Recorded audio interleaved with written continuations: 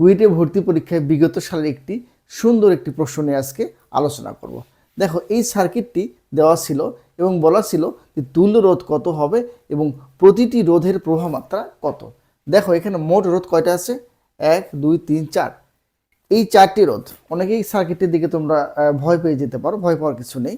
দেখো, তাহলে এইখান থেকে যদি আমাদের সবগুলো বিদ্যুৎ যায়, যাওয়ার পর দেখো এই পয়েন্টে এসে কি হচ্ছে, 3 দিকে যাওয়ার সুযোগ পাচ্ছে।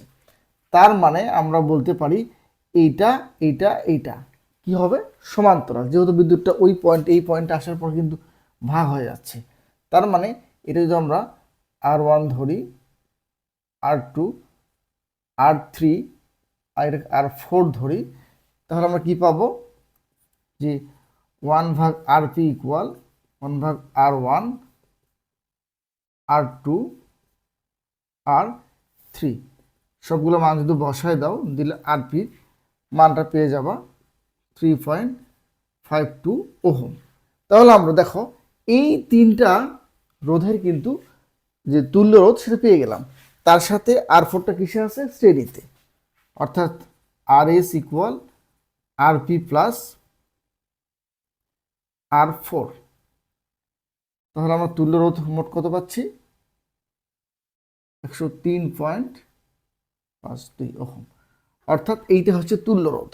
তাহলে আমরা প্রথম প্রশ্নের উত্তর পেয়ে গেলাম, যেটা বলা ছিল যে সার্কিটটির মোট তুল্য রোধ কত হবে। এরপর আসো কি বলা আছে, প্রতিটি রোধের মানে প্রবাহ মাত্রা চেয়েছে। তাহলে শুরুতে আমরা এটা বের করতে পারি। অর্থাৎ এটার ভিতরে যদি আমি I1 ধরি, তাহলে দেখো, বা I100 ধরলাম, তাহলে I100টা কত হবে? এর যে মোট তুল্য রোধ কিন্তু পেয়ে গেছিলাম এটা, তাই না? অর্থাৎ 6/52 এত অ্যাম্পিয়ার পেয়ে যাচ্ছি। এটা হিসেব করলে তোদের যে মানটা আসবে 0.057 এত অ্যাম্পিয়ার পাইলাম। এখন আমরা কি করব, এই কারেন্ট এসে কি হচ্ছে, এই বিন্দুতে আবার 3 ভাগ হয়ে যাচ্ছে। এটাও যে আমার সেই তড়িৎ বিভাজন নীতি আছে, সেই নীতি অনুযায়ী যদি আমি ওটা ধরি যে আর অর্থাৎ I4 যদি আমি ধরি, তাহলে কি দাঁড়াবে? অর্থাৎ তোমার হচ্ছে মোট 3.529 ডিভাইডেড 4 ইন্টু 0.057। এরপর যদি আমি ধরি I50, 3.529 50 ইন্টু 0.057। এরপর আরেকটা কি আছে, I75, 3.529 75 ইন্টু 0.057।